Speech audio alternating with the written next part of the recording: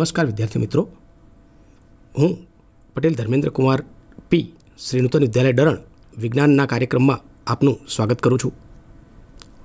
अपनी आसपास जोवा मळता पदार्थों जेवा के आ खिल्ली है, आ कार्बननो सळियो, चाक, आ पेन, आ वगैरह पदार्थों शाना बनेला है। आ बधा पदार्थों अलग अलग प्रकारना पदार्थों ए आपणे आसपास जोवा मळे छे। ए बधाने जो आपणे टुकड़ा करीने विभाजन करीए तो शुं मळे छे। दाखला तरीके आपणे आ चॉकना 2 टुकड़ा करीए, एना 4 टुकड़ा करीए, एम सतत विभाजन करता जईए तो छेवटे शुं मळे छे। कार्बनना सळियानुं विभाजन करीए तो छेवटे शुं मळे छे। आ प्रश्नना उत्तर तमे प्रकरण 3 में भणी गया छो। आ पदार्थोना नानामां नाना टुकड़ा करता छेवटे आपणने जे मळे छे ते परमाणु अने अणु छे। आमां जे मळे छे कार्बनना परमाणुओ मळे छे, अहीं आयनना परमाणु मळे छे, चॉकमां आपणने अणु मळे छे। तो आ प्रमाणे अणु अने परमाणु ए एना बंधारणीय घटको छे। तो आ अपनी आसपास बधा ज पदार्थों, पेन, पेन्सिल, टेबल, अपनी आसपास जोवा मळती बेंच, इवन आपणे पोते पण परमाणु अने अणुना बनेला छीए। हवे अणु जे छे ए पण परमाणुनो बनेलो छे। तो आजे आपणे चेप्टर 4 विज्ञान परमाणुनुं बंधारण स्ट्रक्चर ऑफ द एटम नो अभ्यास करीशुं। आ प्रकरण अगाऊ तमे जे प्रकरण 3 में भण्या एना अनुसंधान में आगळ आमां आपणे अलग अलग प्रकारना परमाणु, एनी इलेक्ट्रॉन रचना, अलग अलग नमूनाओ, परमाणु नमूनाओ, आ बधानो आपणे अभ्यास करवानो छे। 19મી सदीना अंत सुधीमां वैज्ञानिको माटे आ परमाणु एनुं केवुं बंधारण धरावे छे अने एना गुणधर्मो केवा छे एनो अभ्यास ए मोटो कोयडो हतो। आ अगाऊ डाल्टने एवी अभिधारणा आपी हती कि परमाणु अविभाज्य छे। शुं ते साची हती? तो डाल्टननी अभिधारणाओनी सत्यता चकासवा माटे आपणे एक प्रवृत्ति करी शकीए। आ प्रवृत्ति तमे घेर पण बहु सरळताथी करी शको ए प्रकारनी प्रवृत्ति छे। आपणे एक कांसको अथवा प्लास्टिकनी स्केल लई शकीए। आवा प्लास्टिकना पदार्थ एने आपणे सूका वाळ पर घसवाना छे। आ एक्टिविटी ज्यारे पण वधारे सूकું वातावरण होय सारूं अने वाळ ज्यारे एकदम ड्राय होय त्यारे बहु सारी रीते जोई शकाय छे। तो आ प्रवृत्ति आपणे जोईशुं। तो हूँ अहीं प्लास्टिकने वाळ साथे घसूं छुं। हवे एने ज्यारे नजीक लाववामां आवे छे तो आ तमे जोई शको छो के स्केल पर कागळना टुकड़ा आकर्षाय छे। हवे फरीथी आ एक्टिविटी हूँ बतावुं छुं। तो आ प्रमाणे वाळ साथे प्लास्टिकने घसवानुं छे, त्यारबाद एने झड़पथी कागळना टुकड़ा पासे लई जवानुं छे अने आपणे जोई शकीए छीए कागळना टुकड़ा प्लास्टिक पर आकर्षाय छे। आ प्रवृत्ति में प्लास्टिक पर कागळ आकर्षावानुं कारण शुं? प्लास्टिक अने वाळ एना घर्षणथी प्लास्टिक पर स्थिर विद्युत उत्पन्न थाय छे। आ स्थिर विद्युत ए कागळ आकर्षावानुं मुख्य कारण छे। एना माटे आपणे आवी बीजी एक प्रवृत्ति करी शकीए। ए पण प्रवृत्ति तमे सरळताथी घेर करी शको ए प्रकारनी प्रवृत्ति छे। आ प्रवृत्तिमां आपणे रेशमना कापड़ छे, आ काचनो सळियो छे, काचना सळियाने रेशमना कापड़ पर घसवानुं छे અને ત્યારબાદ એને આપણે જો ફુગ્ગાની નજીક રાખીએ તો એ ફુગ્ગાને આકર્ષે છે. આ પ્રવૃત્તિ આપણે હવે જોઈશું. તો અહીં હું રેશમ સાથે કાચના સળિયાને ઘસી રહ્યો છું. હવે એને જ્યારે નજીક લાવવામાં આવે તો તમે જોઈ શકો છો એ તરફ આકર્ષાય છે.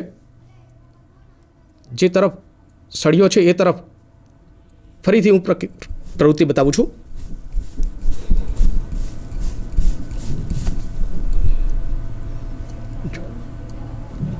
તો જે તરફ સળિયો આપણે લઈ જઈએ તે તરફ ફુગ્ગો આકર્ષાય છે.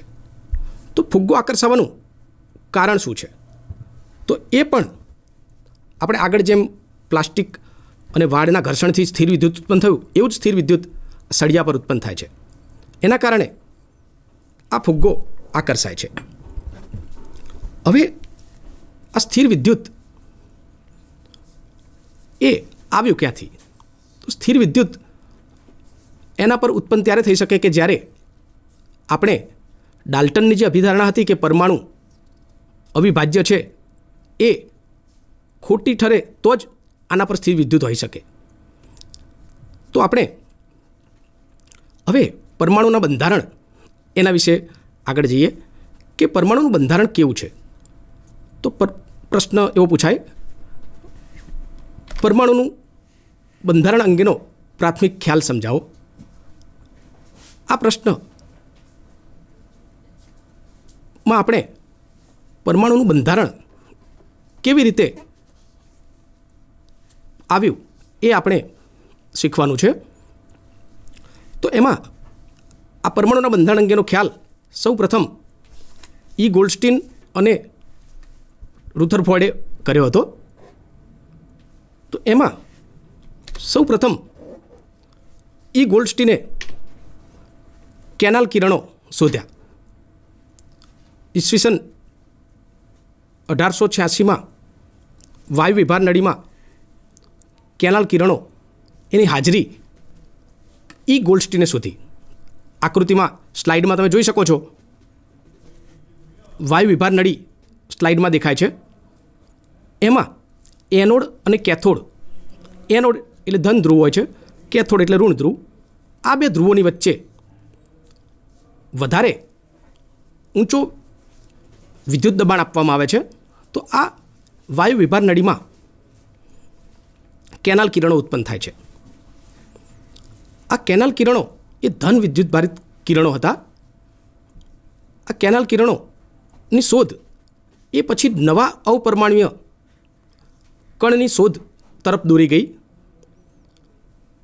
એ વખતે એ કણનું નામ આપવામાં આવ્યું નહોતું. ત્યાર પછી ઈસવીસન 1900ની આસપાસ થોમ્સને શોધ્યું કે પરમાણુમાં એક અવપરમાણુય કણ છે જે ઋણ વીજભાર ધરાવે છે. એને એ અવપરમાણુય કણની ઇલેક્ટ્રોન તરીકે ઓળખ આપી. આમ એણે થોમ્સને ઇલેક્ટ્રોનની શોધ કરી. બીજો અવપરમાણુય કણ કે જે ધન વીજભારિત છે, તો આ અવપરમાણુય કણ એ પ્રોટોન છે. સ્લાઇડમાં આપણે જોઈ શકીએ છીએ અવપરમાણુય કણો પ્રોટોન અને ઇલેક્ટ્રોન. તો એમાં પ્રોટોનની સંજ્ઞા P+ છે, ઇલેક્ટ્રોનની સંજ્ઞા E- છે. પ્રોટોનના શોધક ઈ ગોલ્ડસ્ટીન, જ્યારે ઇલેક્ટ્રોનના શોધક જે થોમ્સન હતા. પ્રોટોનનું સાપેક્ષ દળ 1 યુનિટ લેવામાં આવે છે, જ્યારે ઇલેક્ટ્રોનનું દળ નહિવત છે. આમ પ્રોટોન એ ઇલેક્ટ્રોન કરતાં લગભગ 2000 ગણું દળ ધરાવે છે. પ્રોટોનનો સાપેક્ષ વીજભાર +1 લેવામાં આવે છે, જ્યારે ઇલેક્ટ્રોનનો સાપેક્ષ વીજભાર -1 લેવામાં આવે છે. તો આમ આ અવપરમાણુય કણ, બે અવપરમાણુય કણ પરમાણુમાં આવેલા છે એવું સાબિત થયું. તો આ બે અવપરમાણુય કણ એ કેવી રીતે ગોઠવાયેલા છે એ હવે એક કોયડો ઊભો થયો કે પરમાણુમાં પ્રોટોન અને ઇલેક્ટ્રોન એ કેવી રીતે ગોઠવાયેલા છે. પ્રયોગો પરથી એવું માલુમ પડ્યું કે પ્રોટોનને પરમાણુમાંથી સહેલાઈથી દૂર કરી શકાતા નથી, જ્યારે ઇલેક્ટ્રોનને પરમાણુમાંથી સહેલાઈથી દૂર કરી શકાય છે. હવે એનું બંધારણ કેવું છે એ એક પ્રશ્ન હતો. તો અલગ અલગ વૈજ્ઞાનિકોએ પરમાણુના બંધારણ વિશે માહિતી આપવા પ્રયત્ન કર્યો. તો એમાં સૌ પ્રથમ જે થોમ્સન અહીં આપણે જોઈ શકીએ છીએ કે જેમણે ઇલેક્ટ્રોનની શોધ કરી હતી, એમણે 1906માં એ શોધ બદલ નોબેલ પારિતોષિક પણ આપવામાં આવ્યું હતું. આ જે થોમ્સન એમણે એક પરમાણુ નમૂનો રજૂ કર્યો, જેને થોમ્સનનો પરમાણુ નમૂનો કહેવામાં આવે છે. પ્રશ્ન પરીક્ષામાં પૂછાઈ શકે, થોમ્સનનો પરમાણુ નમૂનો સમજાવો. થોમ્સન્સ મોડેલ ઓફ એન એટમ. વિદ્યાર્થી મિત્રો, આ જે અંગ્રેજીમાં દરેક પ્રશ્ન કે મોટાભાગના પારિભાષિક શબ્દોની અંદર બુકમાં આપણે ઇંગ્લિશ વર્ડ્સ આપેલા છે. આ ઇંગ્લિશ વર્ડ્સ ખાસ તમે વાંચતા રહેજો અને એનું યાદ રાખવા પ્રયત્ન કરજો.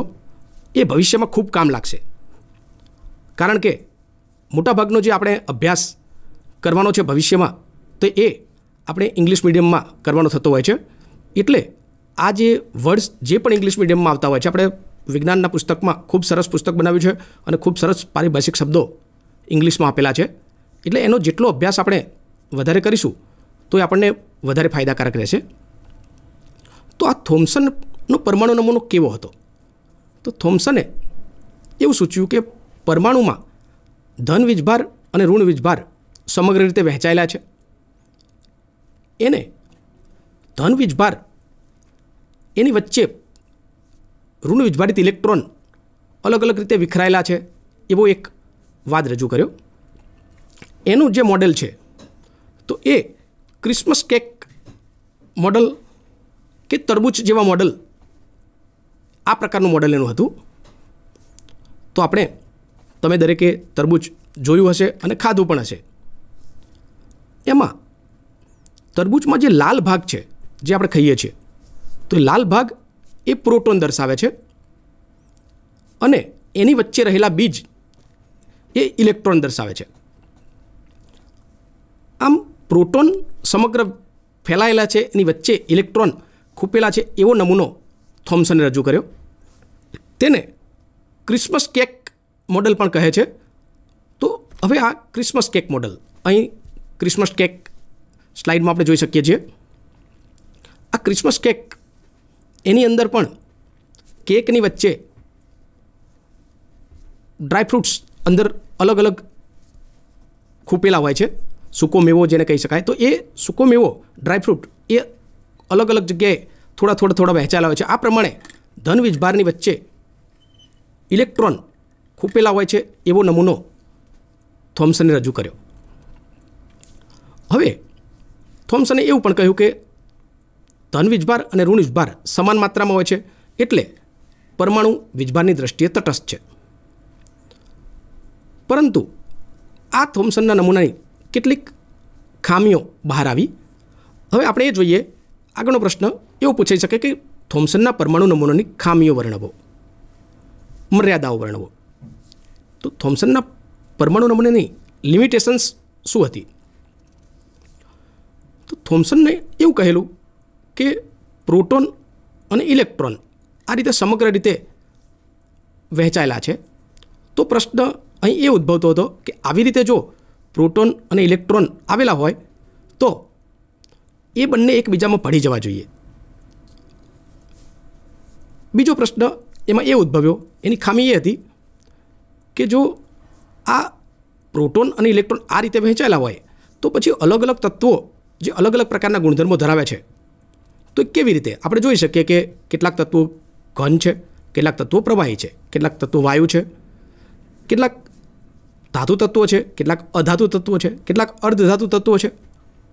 આ ગુણધર્મો આપણે થોમ્સનના પરમાણુ નમૂનો દ્વારા સમજાવી શકાતા નથી. એટલે થોમ્સનનો પરમાણુ નમૂનો સંપૂર્ણ સાચો સાબિત થઈ શક્યો નહીં. એની મર્યાદાના કારણે ત્યાર પછી બીજા વૈજ્ઞાનિક રુથરફોર્ડે નમૂનો આપવા પ્રયત્ન કર્યો. આપણે સ્લાઇડમાં અંશ રુથરફોર્ડ એની ઇમેજ જોઈ શકીએ છીએ. તેમને ન્યુક્લિયર ભૌતિક વિજ્ઞાનના પિતા માનવામાં આવે છે. તેમણે એમના કાર્ય બદલ 1908માં નોબેલ પારિતોષિક પણ આપવામાં આવ્યું હતું. તો અંશ રુથરફોર્ડ એમનો આપણે પરમાણુ નમૂનાનો અભ્યાસ કરીશું. તો હવે પ્રશ્ન એવો પૂછાય, રુથરફોર્ડનો પ્રયોગ અને તેના અવલોકનો જણાવો.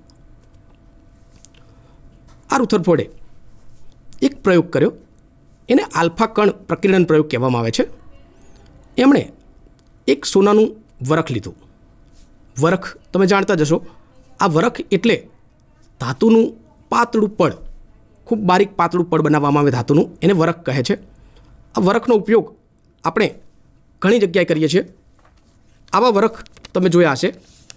તો આ વરખ એ આપણે ખાસ કરીને મીઠાઈ પર ખોરાક તરીકે ઉપયોગ કરીએ છીએ. એના વરખ ચડાવેલો છે મીઠાઈ પર. બીજું, આપણે બહારથી પેકિંગમાં કોઈ ખાવાની વસ્તુઓ ખરીદીએ તો એમાં પણ આ વરખનું પેકિંગ અત્યારે કરીને આપવામાં આવે છે. ટ્રેનમાં તમે કોઈ પણ લંચ કે ડિનર આપણે મગાવીએ તો એ પણ આપણને એલ્યુમિનિયમ ફોઇલમાં પેક કરીને આપવામાં આવે છે. એ ધાતુનું પાતળું વરખ છે. આવું વરખ રુથરફોર્ડે 1000 પરમાણુઓની જાડાઈ ધરાવતું સોનાનું વરખ લીધું. આવા વરખ પર એમણે આલ્ફા કણનો મારો ચલાવ્યો. હવે આલ્ફા કણ એ દ્વિધનવીજભારિત હિલિયમના પરમાણુ છે. તો એણે દ્વિધનવીજભારિત હિલિયમના પરમાણુ એનો મારો સોનાના વરખ પર કર્યો અને એના અવલોકનો કર્યા. તો પ્રશ્ન એ પૂછાય કે આ કેવી રીતે એણે નમૂનો રજૂ કર્યો. તો આ પ્રમાણે આકૃતિમાં આપણે જોઈ શકીએ છીએ કે સોનાના વરખ, અહીં જે ગોળ તમે જોઈ રહ્યા છો એ પરમાણુ છે સોનાના, એના પર એણે આલ્ફા કણનું પ્રકીર્ણન કર્યું. તો એણે પ્રયોગના તારણો એ ખૂબ આશ્ચર્યજનક લાગ્યા. એણે જોયું કે મોટાભાગના આલ્ફા કણો એ સીધા પસાર થઈ જતા હતા. આલ્ફા કણો એ ઉર્જા ધરાવે છે એટલે એને વધારે વિચલનની અપેક્ષા તો નહોતી, પણ આ જે પરિણામો મળ્યા એને ખૂબ જ આશ્ચર્યજનક લાગ્યા. મોટાભાગના આલ્ફા કણો આપણે જોઈ શકીએ છીએ આકૃતિમાં સીધા પસાર થઈ જાય છે. કેટલાક આલ્ફા કણો અમુક અંશના ખૂણે વિચલન પામ્યા. અમુક કિરણો તમે જોઈ શકો છો સ્લાઇડમાં, અમુક અંશના ખૂણે વિચલન પામેલા છે. જ્યારે ખૂબ જ ઓછા પરમાણુ એ 180 અંશના ખૂણે વિચલન પામે છે. તો એણે જોયું કે 12000 પરમાણુમાં એક પરમાણુ સંપૂર્ણ વિચલન 180 અંશના ખૂણે વિચલન થતું એવો જોવા મળ્યો. તો આ પ્રમાણે એને ખૂબ જ આશ્ચર્યજનક પરિણામો લાગ્યા. રુથરફોર્ડે તો એટલે સુધી કહ્યું કે એને એટલા આશ્ચર્યજનક લાગ્યા કે એક કાગળ પર 15 ઇંચનો ધાતુનો ગોળો લઈને તમે એના પર મારો કરો તો પાછો પડી અને તમને ઈજા પહોંચાડે. જેટલું આશ્ચર્ય થાય એટલું આશ્ચર્ય એને આ પરિણામો જોઈને થયું. તો આ રીતે એણે આલ્ફા કણ પ્રકીર્ણન એનો પ્રયોગ કર્યો. હવે આ પ્રયોગ પરથી કેવા તારણો મળ્યા, તો એના પછીનો પ્રશ્ન પૂછાઈ શકે, રુથરફોર્ડના આલ્ફા કણ પ્રકીર્ણન પ્રયોગના તારણો જણાવો. હવે તારણો એના આલ્ફા કણ પ્રકીર્ણન પ્રયોગના નીચે મુજબ મળ્યા. એને મોટાભાગના આલ્ફા કણ પસાર થઈ ગયા, એટલે એના પરથી કહી શકાય કે પરમાણુ એમાં ખૂબ જ પ્રમાણમાં જગ્યા રહેલી છે. હવે કેવી જગ્યા રહેલી છે એ સમજવા માટે આપણે એક એક્ટિવિટી કરી શકાય. ખૂબ સારી એક્ટિવિટી છે. બાળકો જ્યારે મેદાન પર હોય ત્યારે પણ રમતા પણ આ પ્રવૃત્તિ કરીને એમાંથી ઘણું બધું શીખી શકે એવા પ્રકારની એક્ટિવિટી છે. તો એક દિવાલ પર બાળક જ્યારે દિવાલની બાજુમાં ઊભું રહેવાનું છે, એણે આંખો બંધ કરીને 10 પથ્થરને દિવાલ પર ફેંકવાના છે. તો આપણે આ પ્રવૃત્તિ અહીં આપણે એના મોડલ સ્વરૂપે હું બતાવી રહ્યો છું.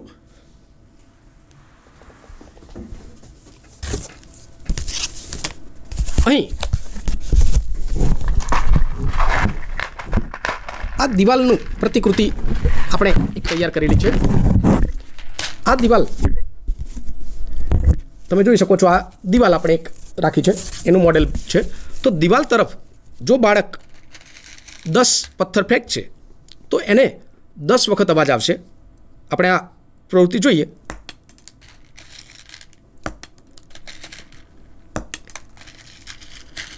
બાળકે આંખો બંધ કરીને આ પ્રવૃત્તિ કરવાની છે. તો આ પ્રમાણે જેટલી વખત એ પથ્થર ફેંકશે એટલી વખત એને અવાજ આવશે. હવે આ જ પ્રવૃત્તિ બાળક જ્યારે તારની વાડ પાસે કરે તો એને કેવા પરિણામ મળશે તો એ આપણે જોઈ શકીએ. તો આ રીતે તારની વાડનું એક પ્રતિકૃતિ રૂપે મેં લીધેલું છે. તો આવી તારની વાડ જ્યારે હોય અને બાળક જ્યારે પોતે પથ્થર ફેંકશે તો એને જોવા મળશે કે મોટાભાગના જે પથ્થર છે તો એમાંથી પસાર થઈ જશે. ભાગ્યે કોઈક જ પથ્થર એને પાછો પડતો જોવા મળે છે, કારણ કે તારમાં વચ્ચે જગ્યા રહેલી છે. તો આ પ્રમાણે એને મોટાભાગના પથ્થર એ પસાર થઈ જતા જોવા મળ્યા. તો આ પ્રવૃત્તિ પરથી રુથરફોર્ડ એણે કહી શક્યો કે એ પરમાણુ એમાં ખૂબ જગ્યા છે. હવે બીજું ઉદાહરણ એને એ કાઢ્યું કે કેટલાક કિરણો અથડાઈને પાછા ફર્યા. એના પરથી એણે કહ્યું કે પરમાણુનું સંપૂર્ણ દળ એ કેન્દ્રમાં કેન્દ્રિત થયેલું છે. બહુ જ ઓછા આલ્ફા કણો 180 અંશના ખૂણે વિચલન પામ્યા. એના પરથી એણે કહ્યું કે ધન વીજભારિત કેન્દ્ર એનું ખૂબ સૂક્ષ્મ, એનું દળ અને વીજભાર એ સૂક્ષ્મ જગ્યામાં કેન્દ્રિત થયેલો છે. તો આ રીતે એને આ તારણો અને એને પ્રયોગના ગોઠવણી પરથી કહ્યું કે પરમાણુનું જે ત્રિજ્યા છે એ અને કેન્દ્રની ત્રિજ્યા, તો કેન્દ્રની ત્રિજ્યા એ પરમાણુની ત્રિજ્યા કરતાં 10⁵ ગણી ઓછી માલુમ પડી. તો આ પ્રકારના તારણો એમને પોતાના આલ્ફાકણ પ્રકીર્ણનના પ્રયોગ પરથી મળ્યા. હવે એના પછીનો પ્રશ્ન એવો પૂછાય, રુથરફોર્ડે સૂચવેલા પરમાણુના કેન્દ્રીય નમૂનાની લાક્ષણિકતાઓ જણાવો. તો રુથરફોર્ડે આજે પોતે પરમાણુ નમૂનો આપ્યો તો એના પરથી કઈ કઈ લાક્ષણિકતાઓ એમને જોવા મળી એમાં. તો એમણે પરમાણુ નમૂના પરથી કહ્યું કે ધન વીજભારિત પ્રોટોન કેન્દ્રમાં આવેલા હોય છે અને ઇલેક્ટ્રોન આસપાસ કક્ષાઓમાં ભ્રમણ કરતા હોય છે. આ પ્રોટોન એ કેન્દ્રમાં સંપૂર્ણ વીજભાર, સંપૂર્ણ દળ એ કેન્દ્રમાં કેન્દ્રિત થયેલું છે. ઇલેક્ટ્રોન આસપાસ ભ્રમણ કરે છે અને પરમાણુના પ્રમાણમાં એની ત્રિજ્યા ખૂબ નાની છે. તો આવા અભિધારણાઓ રુથરફોર્ડ એના આલ્ફાકણ પ્રકીર્ણન પ્રયોગ પરથી મળી. હવે પણ આમાં કેટલીક એની મર્યાદાઓ હતી. તો આપણે હવે નેક્સ્ટ પ્રશ્ન જોઈએ કે રુથરફોર્ડના પરમાણુ નમૂનાની ખામીઓ, મર્યાદાઓ કઈ કઈ હતી. તો રુથરફોર્ડ એણે જે પરમાણુ નમૂનો આપ્યો એમાં એણે એવું કહ્યું હતું કે ઇલેક્ટ્રોન એ કેન્દ્રની ફરતે ભ્રમણ કરે છે. જો ઇલેક્ટ્રોન કેન્દ્રની ફરતે કક્ષામાં ભ્રમણ કરતા હોય તો એક વેગ પ્રવેગિત હોય અને હંમેશા આ પ્રવેગિત કણ હોય તો એ ઉર્જા ગુમાવે અને વધારે ઉર્જા ગુમાવતા એ કેન્દ્રમાં ભળી જાય અને પરમાણુનું અસ્તિત્વ રહે નહીં. તો આ પ્રમાણે આ ખામી હતી એની કે એના કારણે આ પરમાણુ નમૂનો એ સાચો સાબિત થઈ શક્યો નહીં. ત્યાર પછી તો બીજા વૈજ્ઞાનિકોએ પ્રયત્ન કર્યો. તો એમાં એના પછી નિલ્સ બોહર, આપણે જોઈ શકીએ છીએ સ્લાઇડમાં, નિલ્સ બોહર કે જેમનો જન્મ કોપનહેગનમાં થયો હતો, તેઓને 1922માં પરમાણુ બંધારણ પરના કાર્ય માટે નોબેલ પારિતોષિક પણ આપવામાં આવ્યું હતું. એવા નિલ્સ બોહર એમણે ત્યાર પછી પરમાણુ નમૂનો રજૂ કર્યો કે જે આગળના પરમાણુ નમૂનાની મર્યાદાઓ એનાથી એ પૂરી કરી શકે એવો પરમાણુ નમૂનો એમને નિલ્સ બોહરે રજૂ કર્યો. તો નિલ્સ બોહરે એવું કહ્યું કે પરમાણુના કેન્દ્રની આસપાસ જે કેટલીક સ્વતંત્ર કક્ષાઓ છે ઇલેક્ટ્રોનની, એને માન્ય કક્ષાઓ કહી. આ ચોક્કસ માન્ય કક્ષાઓમાં ભ્રમણ કરતો ઇલેક્ટ્રોન ઉર્જા ગુમાવતો નથી અને એ ઇલેક્ટ્રોન પોતાની ઉર્જા ગુમાવ્યા સિવાય એ કક્ષાઓમાં ભ્રમણ કરતો રહે છે.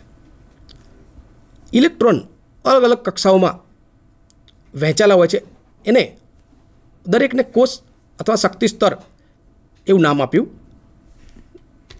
અહીં આપણે સ્લાઇડમાં જોઈ શકીએ છીએ કે બોહરનો પરમાણુ નમૂનાનો પ્રશ્ન પૂછાઈ શકે, બોહર્સ મોડેલ ઓફ એન એટમ.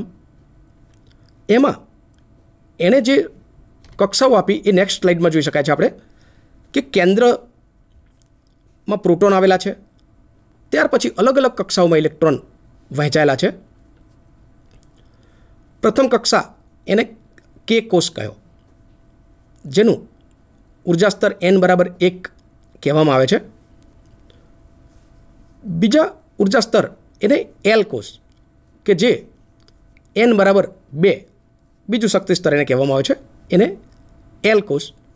એના પછીનો ત્રીજો કોષ એમ કોષ, એનો n=3 છે, શક્તિ સ્તર 3 છે. ચોથો કોષ એન કોષ, એનો શક્તિ સ્તર 4 છે, ઉર્જા સ્તર નંબર 4. તો આ પ્રમાણે કે, એલ, એમ અને એન કક્ષાઓમાં ઇલેક્ટ્રોન ભરાય છે. ત્યારબાદ એણે એવું પણ કહ્યું કે બાહ્ય કક્ષામાં જે ઇલેક્ટ્રોન ભરાય પછી જ અંદરની કક્ષાઓમાં ઇલેક્ટ્રોન ભરાતા હોય છે. એવી રીતે પહેલી કક્ષા n=1 એટલે કે કે કક્ષા, પછી એલ કક્ષા, એમ કોષ અને એન કોષ, આ પ્રમાણે ઇલેક્ટ્રોન એમાં ભરાતા હોય છે. હવે આ બોહરના પરમાણુ નમૂનાને એમાં એણે એવું કહ્યું કે ઇલેક્ટ્રોન કેટલા સમય કક્ષામાં, તો એના માટે એણે એક સૂત્ર આપ્યું. તો બાહ્ય કોઈ પણ કક્ષામાં ઇલેક્ટ્રોનની સંખ્યા માટેનું સૂત્ર એ 2n² એ સૂત્ર પ્રમાણે ઇલેક્ટ્રોન એમાં ભરાય છે. મહત્તમ ઇલેક્ટ્રોનની સંખ્યા આપણે જોઈ શકીએ છીએ ટેબલ ટોપ પર. તો મહત્તમ ઇલેક્ટ્રોનની સંખ્યા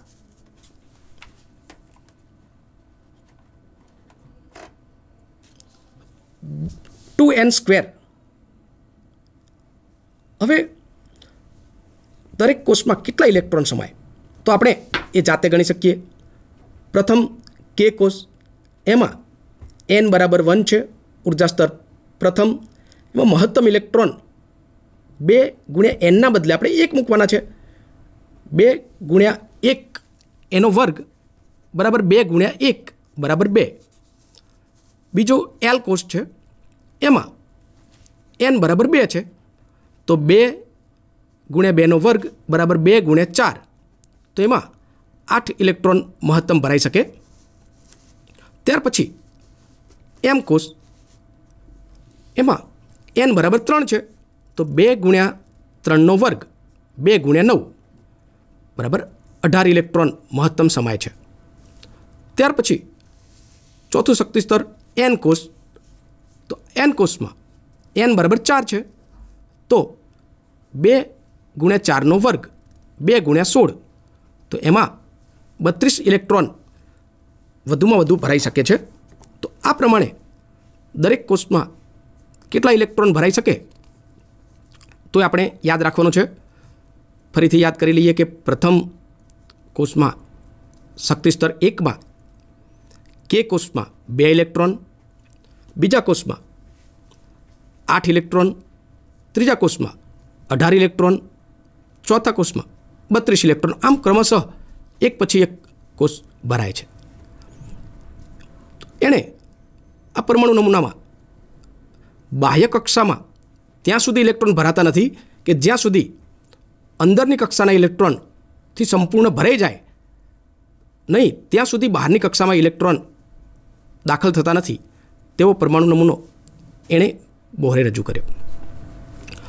તો દરેક શક્તિ સ્તરમાં પ્રથમ કક્ષામાં 2 ઇલેક્ટ્રોન, બીજી કક્ષામાં 8 ઇલેક્ટ્રોન, ત્રીજા 18 અને ચોથા શક્તિ સ્તરમાં 32 ઇલેક્ટ્રોન. આ પ્રમાણે અલગ અલગ ઇલેક્ટ્રોન એમાં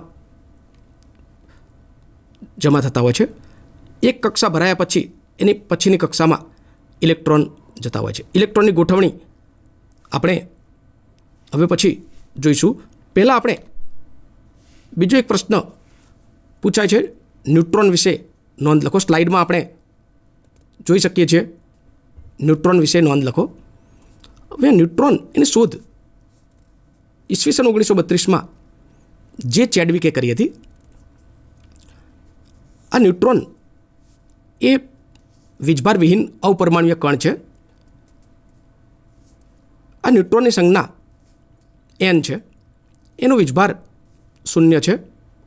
એનું દળ પ્રોટોનના દળ જેટલું હોય છે.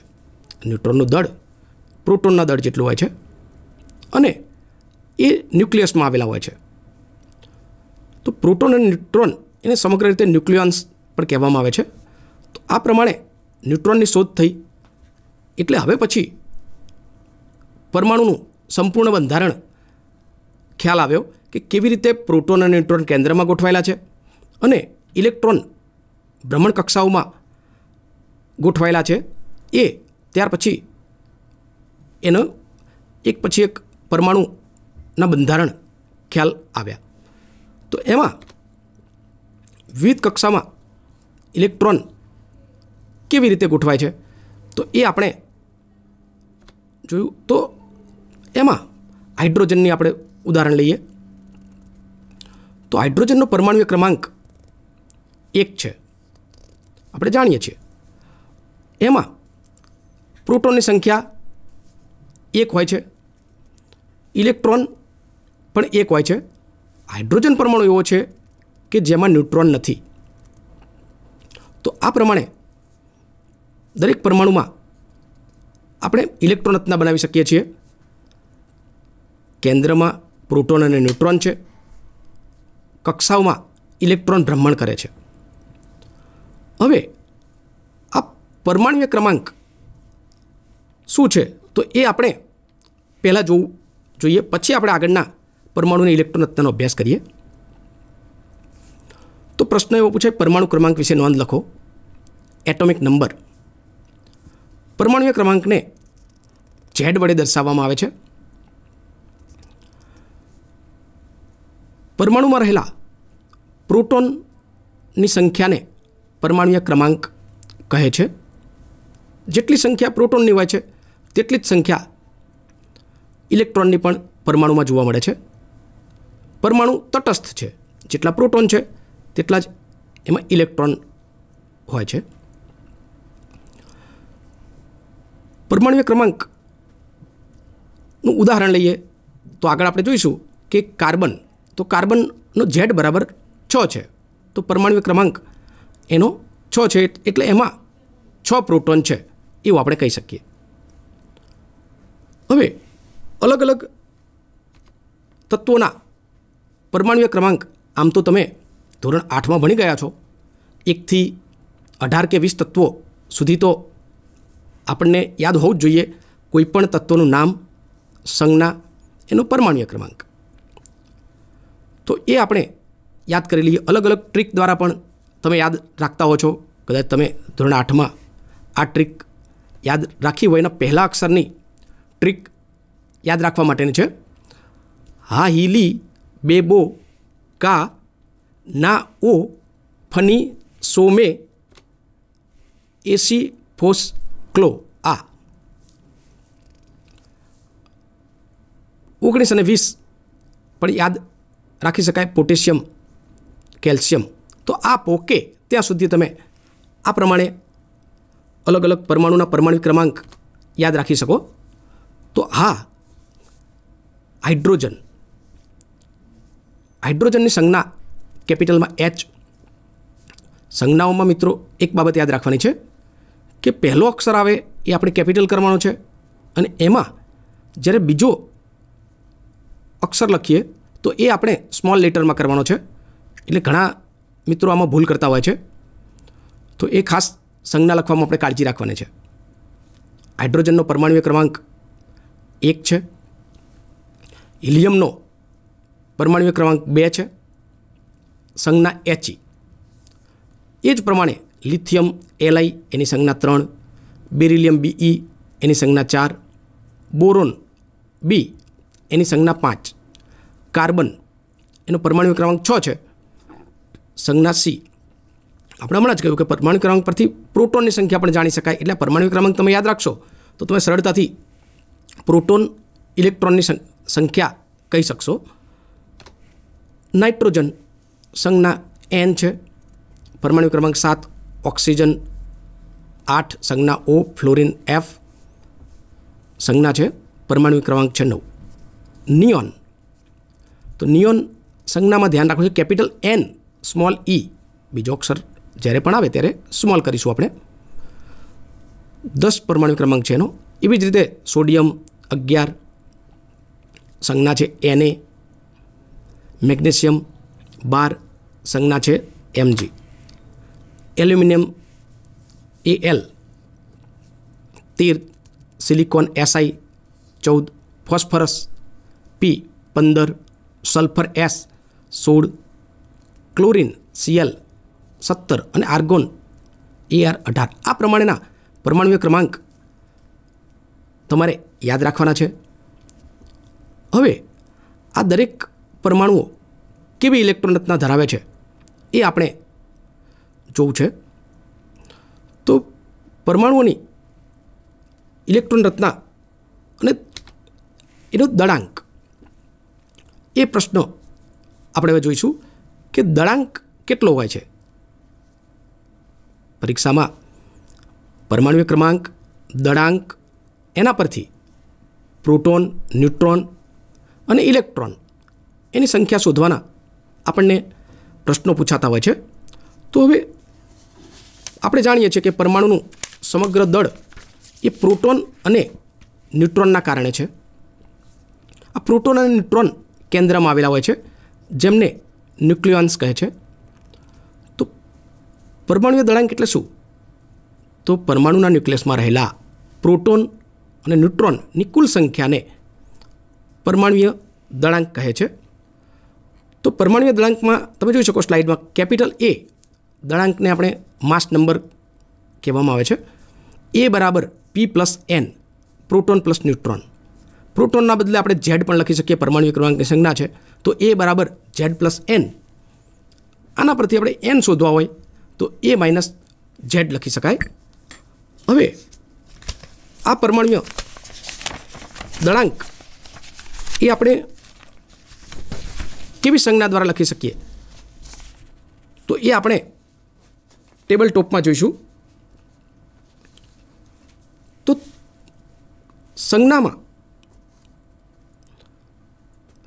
તત્વની સંજ્ઞા લખીને નીચે પરમાણુય ક્રમાંક લખવાનો છે, ઉપર દળાંક લખવાનો છે.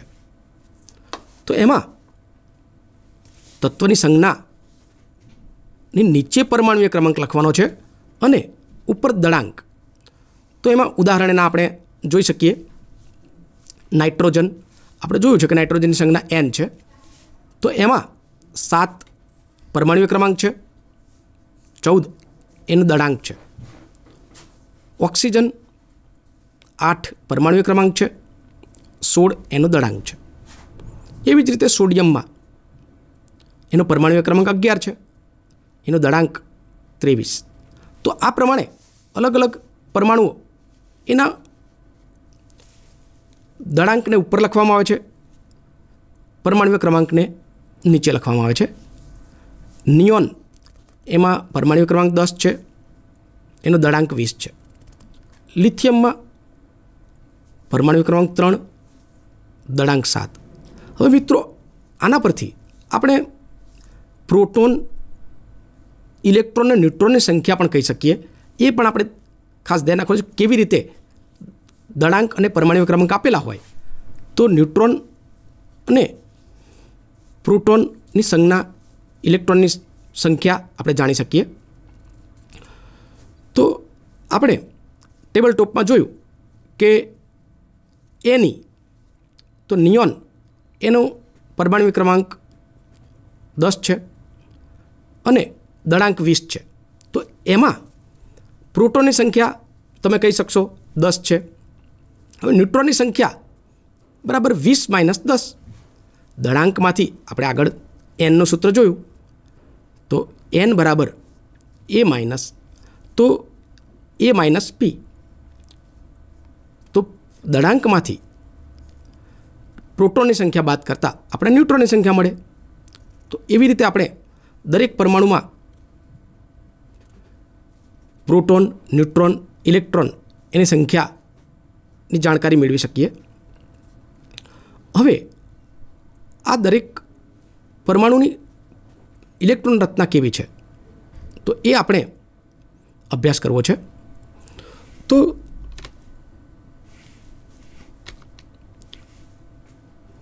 હિલિયમ એની ઇલેક્ટ્રોન રચના આપણે જોઈએ તો હિલિયમ એની સંજ્ઞા He છે. આપણે જાણીએ છીએ પરમાણુ ક્રમાંક 2 છે. તો પ્રોટોનની સંખ્યા કેટલી હશે? આપણે જાતે જ કહી શકીએ કે પરમાણુ ક્રમાંક 2 છે તો એમાં પ્રોટોન હોવા જોઈએ 2. ઇલેક્ટ્રોનની સંખ્યા કેટલી? પરમાણુ ક્રમાંક એનો 2 છે તો ઇલેક્ટ્રોનની સંખ્યા પણ એમાં 2. એના કે કોષમાં 2 ઇલેક્ટ્રોન આપણે જોઈ શકીએ છીએ. એમાં ન્યુટ્રોનની સંખ્યા પણ 2 છે. હવે એની સંયોજકતાની વાત થઈ તો આપણે એ પ્રશ્ન જોઈએ કે સંયોજકતા એટલે શું? સંયોજકતા એને ઇંગ્લિશમાં વેલેન્સી કહેવામાં આવે છે. તો સંયોજકતાનો પ્રશ્ન પૂછાય તો એમાં આપણે સંયોજકતા ઇલેક્ટ્રોન એની પહેલાં વાત કરીએ. એ લખવાનો છે પહેલો મુદ્દો તમારે. તો પરમાણુની બાહ્ય કક્ષામાં રહેલા ઇલેક્ટ્રોનની સંખ્યાને પરમાણુની સંયોજકતા કહે છે. ફરીથી સંયોજકતા ઇલેક્ટ્રોન શું છે? પરમાણુની બાહ્યતમ કક્ષામાં રહેલા ઇલેક્ટ્રોનની સંખ્યા ને સંયોજકતા ઇલેક્ટ્રોન. જે ઇલેક્ટ્રોન બહાર છે સંયોજકતા ઇલેક્ટ્રોન છે. હવે આ જે બાહ્ય કક્ષાના ઇલેક્ટ્રોન છે એ ઇલેક્ટ્રોન એ પરમાણુ દાન કરી કે ગુમાવી અને પોતે નિષ્ક્રિય વાયુ જેવી ઇલેક્ટ્રોન રચના પ્રાપ્ત કરવા પ્રયત્ન કરતા હોય છે. તો પરમાણુ બાહ્ય કક્ષાના ઇલેક્ટ્રોન મેળવી, એમાંથી ઇલેક્ટ્રોન ગુમાવી કે ભાગીદારી કરી અને અન્ય તત્વ સાથે જોડાઈ અને બહારની કક્ષામાં સંપૂર્ણ ભરાયેલી હોય એવી બાહ્ય કક્ષા મેળવવા પ્રયત્ન કરતા હોય છે. તો આ પ્રમાણે બાહ્ય કક્ષામાં સંપૂર્ણ ભરાવા માટે પરમાણુ એ ઇલેક્ટ્રોન ગુમાવશે, મેળવશે અથવા ભાગીદારી કરશે. દાખલા તરીકે લિથિયમ, તો એમાં બાહ્ય કક્ષામાં 1 ઇલેક્ટ્રોન છે. તો 1 ઇલેક્ટ્રોન એ ગુમાવશે તો એની સંયોજકતા 1 થાય. તો એના પરથી હવે આપણે સંયોજકતા એની વ્યાખ્યા, સંયોજકતા કોને કહેવાય? તો પરમાણુ બાહ્ય કક્ષામાં રહેલા જેટલા ઇલેક્ટ્રોન મેળવી, ગુમાવી કે ભાગીદારી કરીને અન્ય તત્વ સાથે જોડાય એ સંખ્યાને તેની સંયોજકતા કહે છે. તત્વ જેટલા ઇલેક્ટ્રોન મેળવી, ગુમાવી કે ભાગીદારી કરી અન્ય તત્વ સાથે જોડાય તે સંખ્યાને તત્વની સંયોજકતા કહે છે. આ સંયોજકતાના ઉદાહરણ આપણે જોઈએ તો એમાં પ્રથમ તત્વની ઇલેક્ટ્રોન રચના આપણે જોઈ હાઇડ્રોજન તત્વ છે. તો હાઇડ્રોજનની બાહ્ય કક્ષામાં 1 ઇલેક્ટ્રોન છે. તો આપણે આ 1 ઇલેક્ટ્રોન બાહ્ય કક્ષામાં છે તો સંયોજકતા એની 1 થાય એવું આપણે કહી શકીએ. બાહ્ય કક્ષામાં 1 ઇલેક્ટ્રોન છે તો એ ઇલેક્ટ્રોનનું દાન કરશે તો એની સંયોજકતા 1 છે એવું આપણે કહી શકાય. હવે બાહ્ય કક્ષામાં સંપૂર્ણ ભરાયેલી કક્ષા કોને કહેવાય એ આપણે જોઈએ.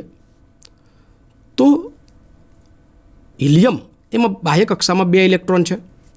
તો એ 2 ઇલેક્ટ્રોનથી પ્રથમ કક્ષામાં વધુમાં વધુ મહત્તમ 2 ઇલેક્ટ્રોન સમાવી શકાય એ આપણે આગળ જોયું. તો હિલિયમમાં 2 ઇલેક્ટ્રોન છે એટલે એની પ્રથમ કક્ષા સંપૂર્ણ ભરાયેલી છે. એ સિવાય અન્ય તત્વો એની બાહ્ય કક્ષામાં 8 ઇલેક્ટ્રોન હોય ત્યારે એ સંપૂર્ણ ભરાયેલી એ ઇલેક્ટ્રોન રચના કહેવાય. દાખલા તરીકે નિયોન, આપણે દરેકના પરમાણુનું બંધારણ અગાઉ જોઈએ તો એ પ્રમાણે બાહ્ય કક્ષામાં 8 ઇલેક્ટ્રોન હોય છે. એક હિલિયમ તત્વ જેવું છે કે જેની બાહ્ય કક્ષા 2 જ ઇલેક્ટ્રોન હોવા છતાં એ સંપૂર્ણ ભરાયેલી છે કારણ કે પ્રથમ કક્ષામાં મહત્તમ 2 ઇલેક્ટ્રોન સમાવી શકાય. તો હવે આપણે બાકીના બીજા પરમાણુ એની ઇલેક્ટ્રોન રચના જોઈશું. લિથિયમ, સ્લાઇડમાં તમે જોઈ શકો છો લિથિયમ સંજ્ઞા છે Li, પરમાણુ ક્રમાંક એનો 3 છે. તો આપણે તરત જ કહી શકીએ કે એમાં પ્રોટોનની સંખ્યા 3 છે. ઇલેક્ટ્રોન કેટલા છે? તો ઇલેક્ટ્રોન પણ 3 છે. ન્યુટ્રોન એમાં 4 છે. એટલે આવો પ્રશ્ન પૂછે કે લિથિયમનો દળાંક શોધો. તો લિથિયમનો દળાંક A બરાબર P+N, પ્રોટોન 3, ન્યુટ્રોન 4, તો દળાંક 7 છે એવું કહી શકાય. પ્રથમ કક્ષામાં 2 ઇલેક્ટ્રોનથી સંપૂર્ણ ભરાયેલી છે. બાકીના ઇલેક્ટ્રોન બીજી કક્ષામાં 1 ઇલેક્ટ્રોન વધ્યો છે એ બીજી કક્ષામાં જાય છે એટલે બીજી કક્ષામાં 1 ઇલેક્ટ્રોન છે. આમ લિથિયમની ઇલેક્ટ્રોન રચના 2-1 એવું કહી શકાય. K કોષમાં 2 ઇલેક્ટ્રોન, L કોષમાં 1 ઇલેક્ટ્રોન. હવે આપણે સંયોજકતાનો પ્રશ્ન ભણ્યા કે લિથિયમની સંયોજકતા કેટલી. તો લિથિયમ એની બાહ્ય કક્ષામાં 1 ઇલેક્ટ્રોન છે. તો લિથિયમ 1 ઇલેક્ટ્રોનનું દાન કરીને અન્ય તત્વ સાથે સંયોજાશે. તો આ પ્રમાણે લિથિયમની સંયોજકતા 1 છે એવું આપણે કહી શકીએ. હવે એના પછી બેરિલિયમ સંજ્ઞા Be છે. આપણે જાણીએ છીએ કે એનો પરમાણુ ક્રમાંક 4 છે. એમાં કેટલા પ્રોટોન? તો પરમાણુ ક્રમાંક 4 છે તો પ્રોટોનની સંખ્યા 4 જ હોય. ઇલેક્ટ્રોનની સંખ્યા તો એ પણ 4. એમાં ન્યુટ્રોન 5 છે. 4 ઇલેક્ટ્રોન કેવી રીતે ગોઠવાય છે? પ્રથમ કક્ષા 2 ઇલેક્ટ્રોનથી સંપૂર્ણ ભરાય છે.